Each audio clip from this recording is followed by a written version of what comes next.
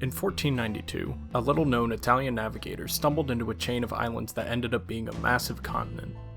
To the Europeans in their crowded homeland, the prospect of having more lands to plunder, possibly with the mythical cities of gold and fountains of youth, was incredibly alluring.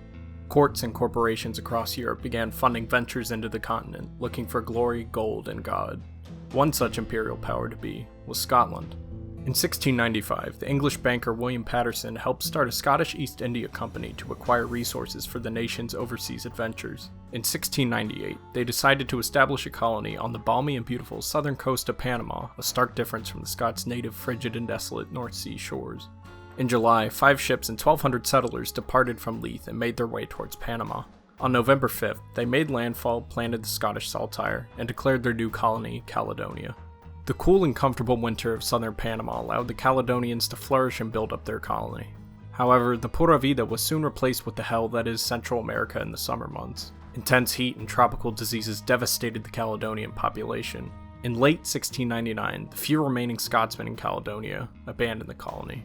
As the old colonists fled, 1,300 more arrived. They too faced the same anguish as the previous Scottish settlers, but were also confronted by another danger: Spain.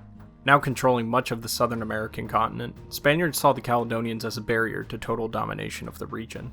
Soon after the second set of colonists started settling in, Spanish troops occupied nearby Fort St. Andrew and blockaded Caledonia's harbor.